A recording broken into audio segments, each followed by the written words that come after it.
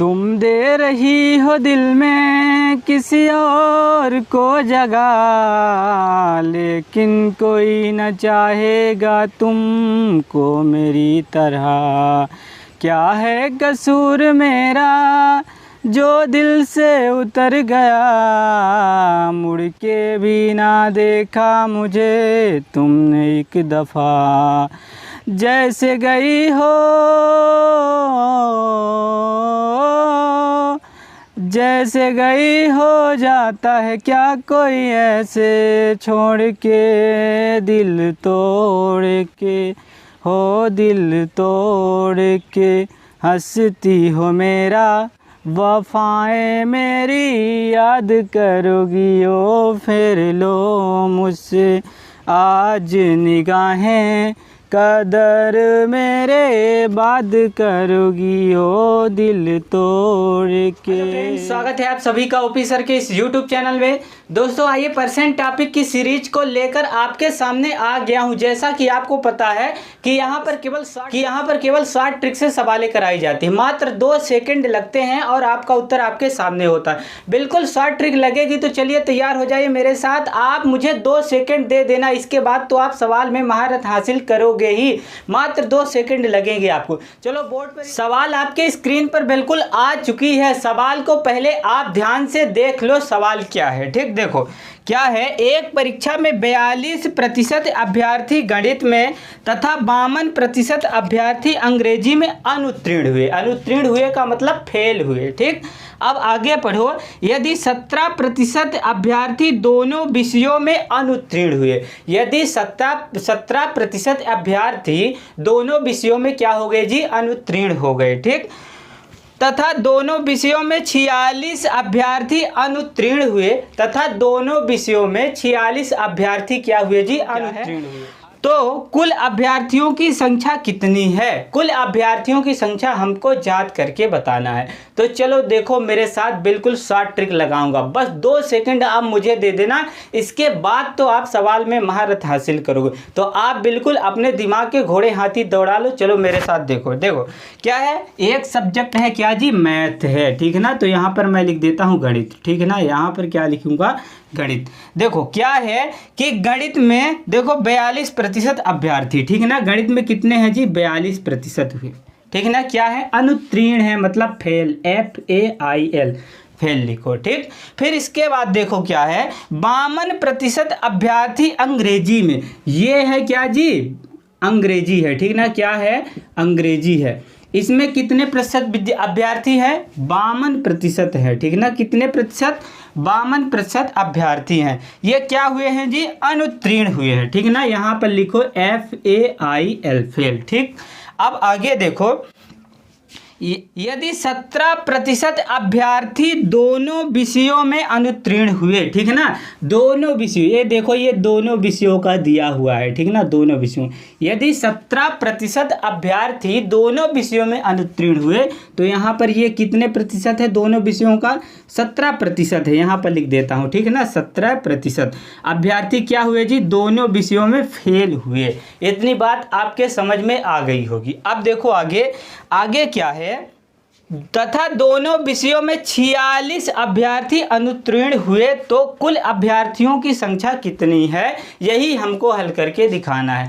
तो अगर इस तरह की सवाल आपके सामने कहीं पर टकरा जाए तो आप बिल्कुल मेरी एक ट्रिक ध्यान में रखना। क्या करना है कि आपको क्या करना है, इसको क्या कर देना है, जोड़ देना है। ठीक ना, जितने गणित में अभ्यर्थी जितने प्रतिशत अंक लाया है और जितने प्रतिशत अंक अंग्रेजी में अभ्यर्थी लाया है, उन दोनों को क्या करो, आप पहले जोड़ दो और फिर जो कॉमन वैल्यू उसको आप क्या कर दो, माइनस कर दो। इतना करते ही आपका उत्तर आपके सामने होगा। तो क्या करोगे, 42 और 52 क्या करोगे, पहले आप जोड़ोगे। तो 42 यहाँ से लिखो, 42 और प्लस कितना, 52, तो 2 2 कितने हुए, 4 हुए, और 5 4 कितने हुए, 9 हुए। तो देखो 5 4 9 तो कितने मिले हमको? 94 मिले। अब 94 में जो कॉमन वैल्यू है उसको क्या कर दो आप? माइनस कर दो। तो 17 आप क्या करेंगे? यहाँ से माइनस करेंगे। अब बताओ 14 में 7 जाएगा तो कितना बचेगा जी? 7 बचेगा। और यहाँ से 8 में 1 जाएगा तो कितना बचेगा? 7 बचेगा। तो बताओ 77% विद्यार्थी क्या हुए जी? फेल हुए। ये फेल का प्रतिशत निकल रहा है। 77% विद्यार्थी क्या हुए? फेल हुए। 77% विद्यार्थी हो गए फेल। अब बताओ 100 में 77% विद्यार्थी फेल हो गए तो बताओ पास कितने हुए? आप बताओ मुझे पास कितने हुए? 23% पास होंगे। चलो मैं इसको यहाँ से मिटा देता हूँ, ठीक ना। देखो 23% क्या हुए जी? 23% हो गए पास, क्योंकि 77% क्या है? फेल हैं। तो अगर 100 में 77% क्या हो गए जी? फेल हुए, तो 23% होंगे क्या? 23% होंगे पास। अगर 23% कितने का बोला है? 46 का बोला है। क्योंकि बोला क्या है? बोला है क्या? बोला है दोनों विषयों में 46 अभ्यर्थी उत्तीर्ण हुए। मैं बोलता हूँ 23% अभ्यर्थी उत्तीर्ण हुए और किताब में आपके लिखा है कि 46 विद्यार्थी क्या हुए जी? अनुत्तीर्ण हुए।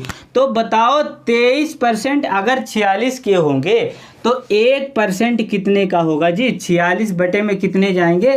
23 जाए। 23 दूना 46, तो 1% कितने का होगा? तो अगर आप यहाँ से निकालेंगे 100%, तो 100% 100 इंटू कितने? 2, तो बराबर कितने होंगे? 200 के।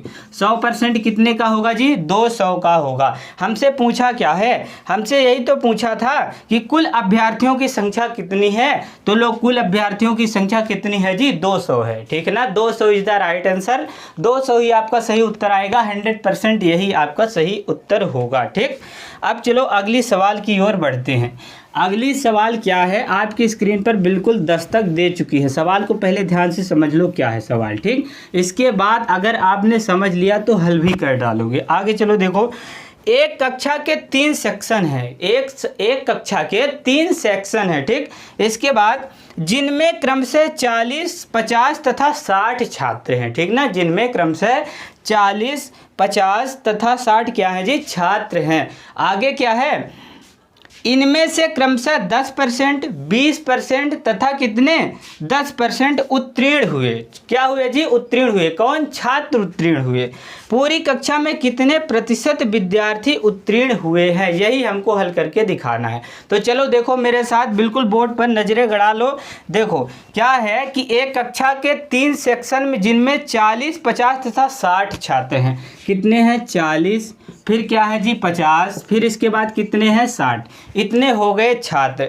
इनमें से क्रमशः 10%, 20% तथा 10%। तो 40 का पहले आप क्या निकालोगे? 10%, ठीक ना। 40 का निकालो पहले 10%, ठीक। तो 40 का 10% यहाँ से निकाल कर देखो, 40 इंटू 10 बटे कितने? 100 होंगे, ठीक।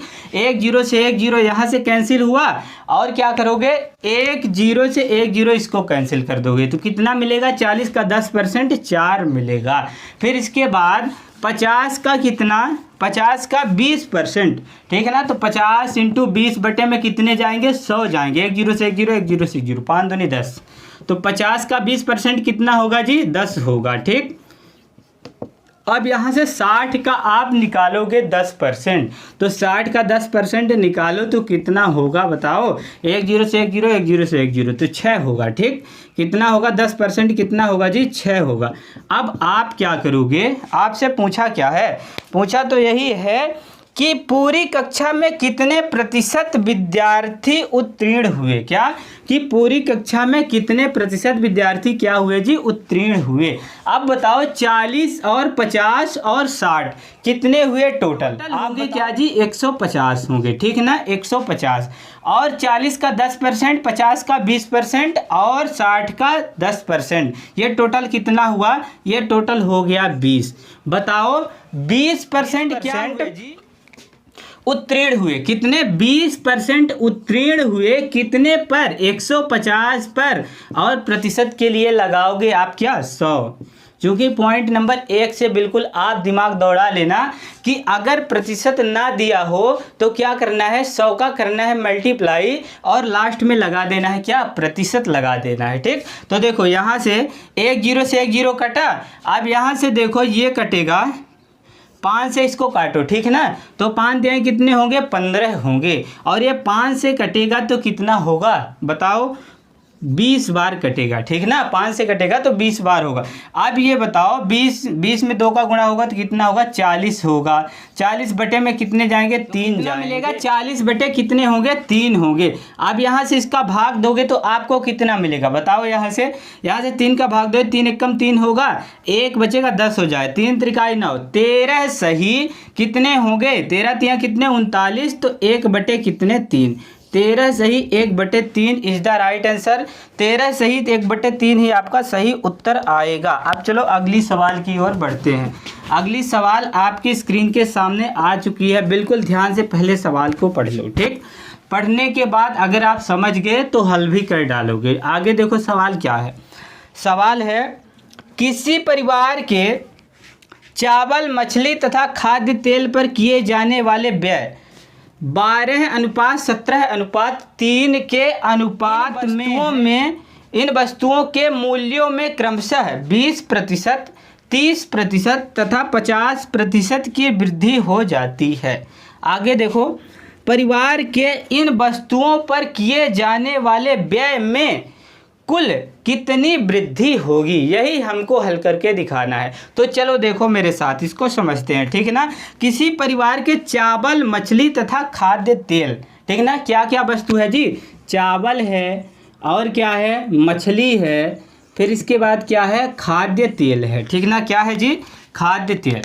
तो यहाँ पर लिखो खाद्य तेल। ठीक, अब देखो खाद्य तेल, इसका अनुपात कितना है, 12:17:3 है। तो ये है 12:17 कितना 3।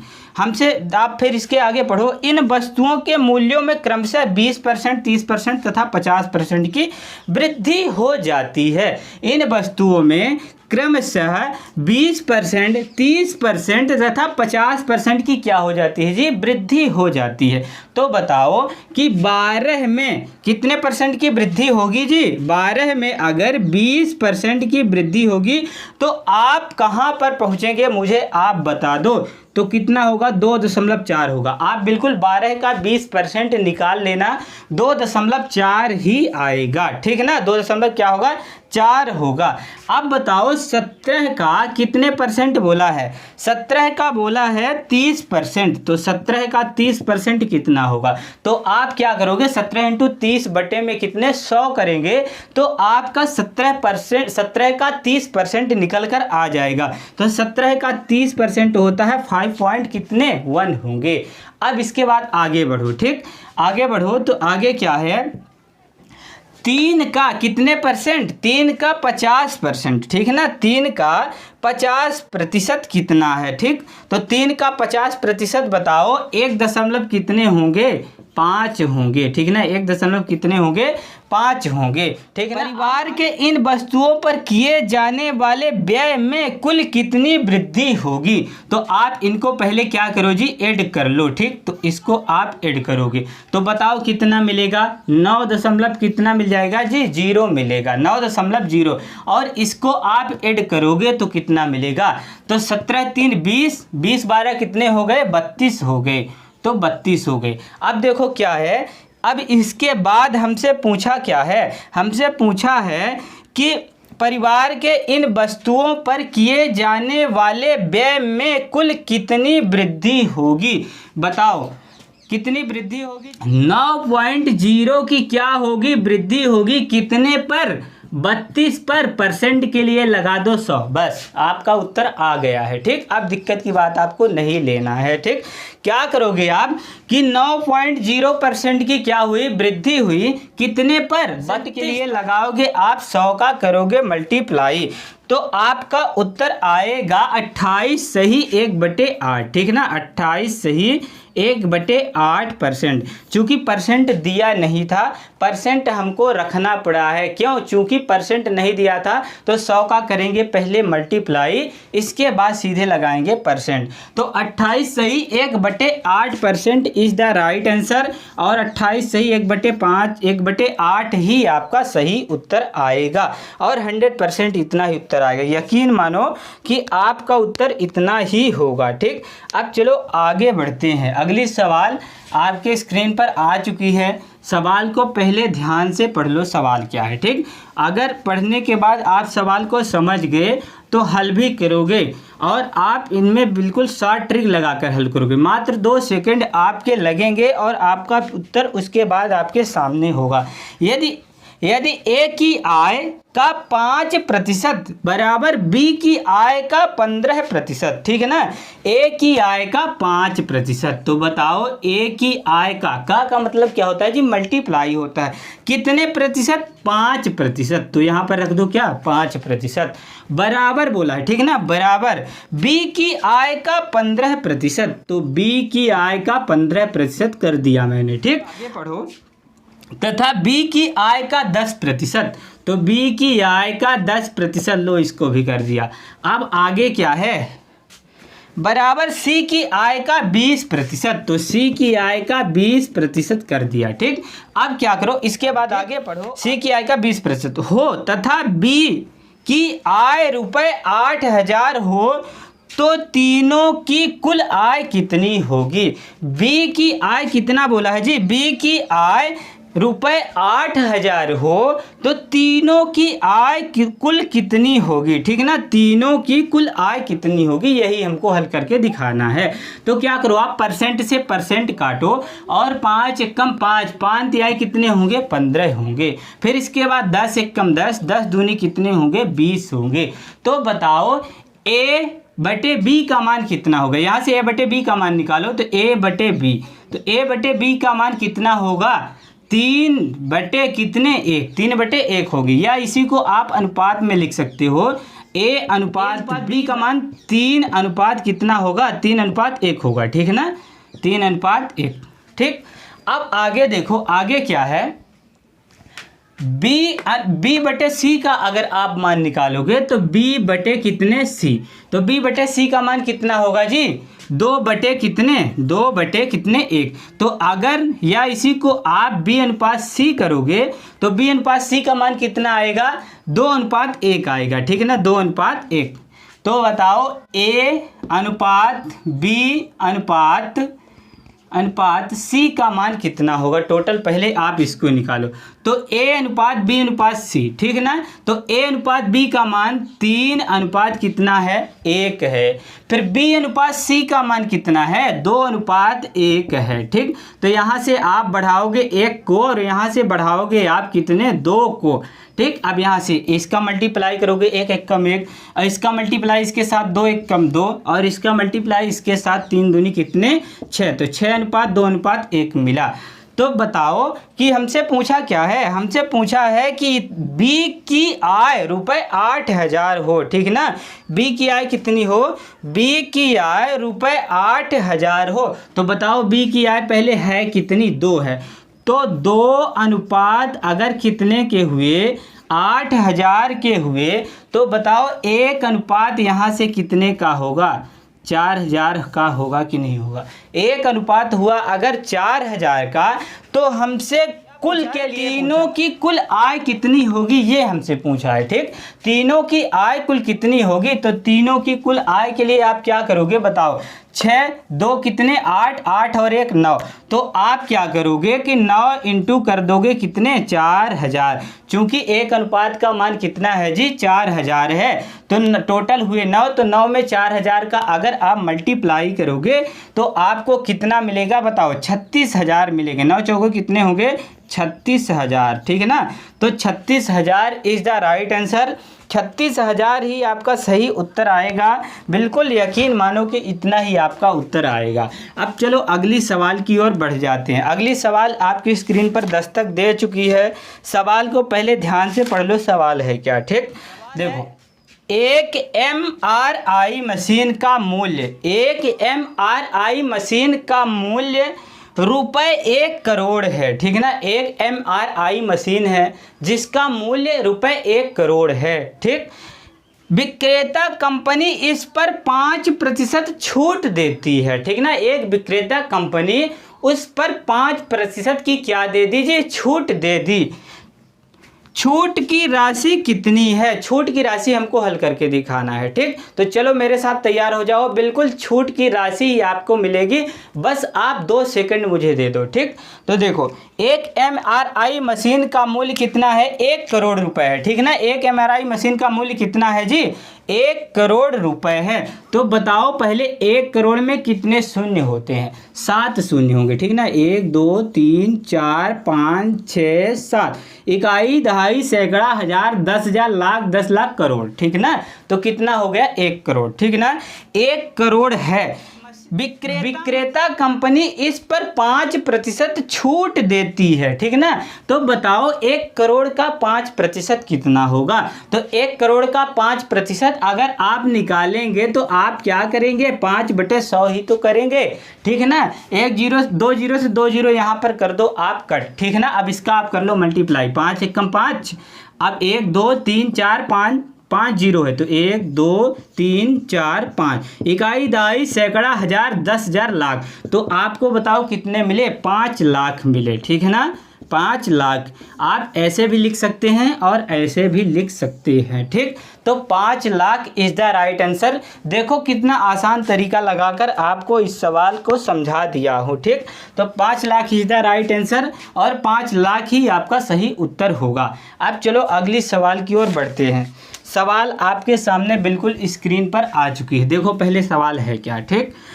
अगर सवाल समझ लिया तो हल भी करोगे, ठीक ना। सवाल क्या है, एक कर्मचारी की मासिक आय में, एक कर्मचारी की मासिक आय में 2/3% क्या हो गई जी, वृद्धि करने पर, ठीक है ना। एक कर्मचारी की मासिक आय में 2/3% वृद्धि करने पर, अब आगे देखो क्या है, उसे रुपए 720, उसे रुपए 720 अधिक मिलते हैं, उसकी मासिक आय कितनी है, ये हमको हल करके दिखाना है। बिल्कुल हल करके दिखाऊंगा, दिक्कत की बात आपको नहीं लेना है, बस आप 2 सेकंड दे देना मुझे, तो आपके सवाल का हल आपके सामने होगा, ठीक। तो एक कर्मचारी की मासिक आय में 2/3% वृद्धि करने पर, ठीक ना। 2/3% अगर बताओ कितने का बोला है, 720 अधिक मिलते हैं, ठीक ना। तो मान लो 2/3% 720 के हुए, ठीक। तो बताओ यहाँ से 1% कितने का होगा जी, 1% होगा 720, 720 बटे में कितने, बटे में होंगे 8 बटे कितने जी, 3 होंगे, ठीक ना। कितने होंगे, 8/3 होंगे। तो आप क्या करोगे कि अगर यहाँ से इसको आप सरल करोगे तो 720 मल्टीप्लाई लगाओगे और 3 ऊपर जाएगा और बटे में क्या आएगा, 8 आएगा। तो 3 बटे कितने हो गए, 8 हो गए। 8 एकम 8, 8 में कितने 72, तो ये मिल गया 90। 90 में 3 का आप कर लो मल्टीप्लाई, ठीक ना। तो 9 3 कितने हुए जी, 27 हुए। तो बताओ यहाँ से कितना मिला, 270 मिला। 1% 270 के हुए, तो आप ही बताओ कि 100% कितने के होंगे। 270 में मल्टीप्लाई करोगे आप किसका, 100 का, तो आपको कितना मिलेगा, 270 एकम 270 और 1 2 3 0 आप एक्स्ट्रा में लगा दो, तो कितने होंगे, 27,000 हो जाएंगे, ठीक है ना। 27,000, ठीक। तो 27,000 इज द राइट आंसर। 27,000 ही आपका सही उत्तर। अगर ये सवाल आपको अच्छी लग गई हो तो आप क्या कर दो, वीडियो को लाइक कर दो, चैनल को सब्सक्राइब कर दो और हो सके तो ज़्यादा से ज़्यादा लोगों में इस वीडियो को बिल्कुल शेयर करते रहो।